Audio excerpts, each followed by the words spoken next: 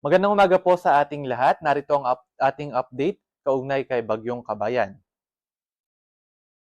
Kaninang alas 2 ng madaling araw nabuo itong low pressure area at naging isang tropical depression at tinawag nating si Bagyong Kabayan, huling namataan sa may layong 525 kilometers sa may silangan ng Davao City. Ito may taglay na lakas ng hangin na umabot ng 55 kilometers per hour malapit sa gitna at pagbugso na umabot naman ng 70 kilometers per hour. Sa kasalukuyan kumikilos ito pakanluran sa bilis sa 10 kilometers per hour at inaasahan natin na possible lumapit or maglandfall dito sa may bahagi ng Surigao del Sur mamayang gabi or bukas na madaling araw. Samantalang sa ngayon, mas lumakas pa itong northeast monsoon o yung hanging amihan na sa ngayon ay nakakaapekto na sa may bahagi ng northern at central Luzon. Kaugnay naman sa magiging track ni Bagyong Kabayan, inaasahan natin na possible nga maglandfall itong si Kabayan sa may bahagi ng Surigao del Sur or sa mga kalapit na mga probinsya mamayang gabi or bukas sa madaling araw. At inaasahan na possible itong tumawid dito sa may bahagi ng Mindanao or Visayas area at lalabas naman ang Sulusi or dito sa may kanluran ng Puerto Princesa City sa bukas yan or sa araw ng Lunes. At sa araw ng Martes or Miyerkules ay maaari naman itong lumabas ng ating Philippine Area of Responsibility at dito dadaan sa may bahagi ng Pag-asa Island. Ngunit sa kabuuan, habang tumatawid itong bagyong si Kabayan ay maaari nitong mapanatili yung tropical depression category, although hindi natin inaalis yung possibility na mag-develop ito into tropical storm bago pa man mag-landfall, at hindi rin natin inaalis yung possibility na dahil sa kalupaan o dadaan ito sa kalupaan ng Mindanao ay maaari itong humina into low pressure area at bago pa man maging tropical depression uli dito naman sa may bahagi ng Sulusi. At pagkatapos ng tropical depression development, ay maaari ito magpatuloy na tropical depression hanggang paglabas ng ating Philippine Area of Responsibility.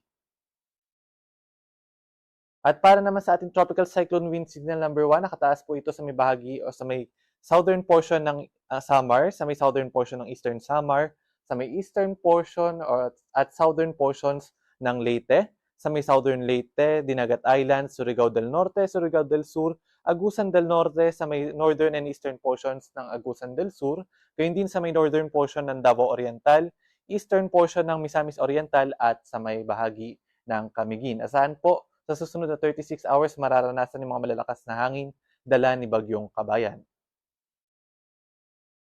At para naman sa ating heavy rainfall, inaasahan natin na magdadala ng malalakas na mga pag-ulan itong si Bagyong Kabayan at maaaring umabot ng heavy to intense rains dito sa may bahagi ng Surigao del Sur ngayong araw. At inaasahan naman natin ng moderate to heavy na mga pag-ulan with at times intense dito naman sa may bahagi ng Dinagat Islands, Surigao del Norte, Agusan del Norte, gayon din sa may eastern portion ng Agusan del Sur, northern portions ng Davao Oriental at ng Davao de Oro. At bukas, sinasana naman natin ang ang heavy to intense na mga pag-ulan sa may bahagi ng Surigao del Sur, Surigao del Norte, Dinagat Islands at sa may southern Leyte. Gayun din, moderate to heavy with at times intense. Dito naman sa may southern portions ng eastern Samar at gayon din sa may eastern portion and southern portions ng Leyte, Bohol, Cebu, Negros Oriental, Siquijor, Camiguin at sa may Misamis Oriental. At gayon din dito sa may bahagi naman sa may northern portion ng Bukidnon, Agusan del Sur at sa may Agusan del Norte. Pinag-iingat yung ating mga kababayan dyan samantala ng mga pagbaha at pagguho ng lupa. Lalong-lalo na inaasahan nga natin na magkakaroon ng mga malalakas na mga pag-ulan na dadalhin nitong si Bagyong Kabayan sa mga nabanggit natin mga lugar. Paghahanda po sa ating mga kababayan at pag-iingat sa mga banta ng pagbaha at pagguho ng lupa. At para naman sa mga malalakas na hangin na mararanasan dulot ni Bagyong Kabayan, inaasahan natin na ngayon hanggang bukas.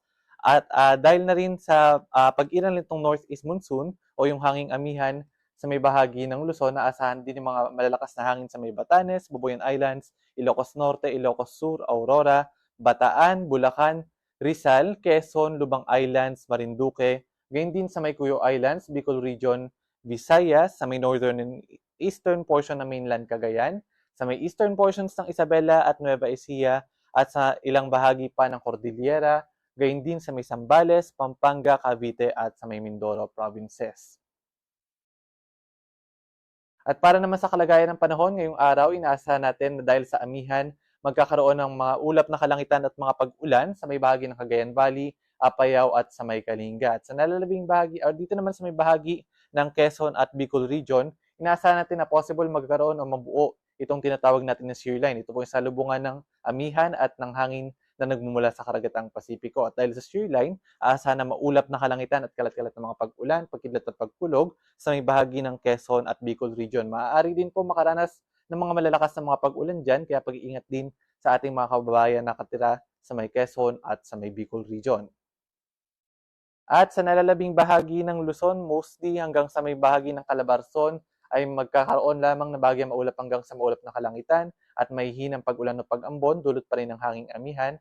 At dito naman sa may Mimaropa, ay possible naman magkaroon ng mga isolated rain showers and thunderstorms. At ang agwat ng temperatura sa Milawag nasa 23 to 31, sa Baguio City 16 to 23, Tuguegarao 23 to 29, Metro Manila 24 to 31, sa may Tagaytay 21 to 29, Legazpi 25 to 31, Puerto Princesa at Calayan Islands ay 25 to 32 degrees Celsius. Dito naman sa bahagi ng Visayas at Mindanao, inaasahan nga natin dahil kay Bagyong Kabayan, magkakaroon ng mga malalakas na mga pag-ulan sa may Eastern Visayas, Caraga at sa may Davao Region ngayong araw. Pinag-iingat uli yung ating mga kababayan dyan sa banta ng pagbaha at pagguho ng lupa. Gayun din mga isolated rain showers and thunderstorms na magiging madalas ngayong araw dahil sa paglapit ni Bagyong Kabayan ang mararanasan sa nalalabing bahagi ng Visayas at ng Mindanao. At ang agwat ng temperatura sa may Iloilo nasa 26 to 32 degrees Celsius. Gayun din dito sa may Metro Cebu, sa may Tacloban ay nasa 25 to 31. Dito sa may Cagayan de Oro, 26 to 31. Metro Davao, 24 to 32. At sa may Zamboanga City naman ay nasa 24 to 33 degrees Celsius.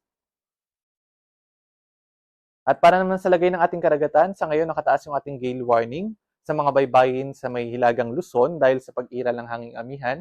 Dito sa may bahagi ng Ilocos Norte, Ilocos Sur, La Union, Pangasinan, gayon din sa may Batanes, Cagayan kasama na yung Babuyan Islands at sa may Isabela.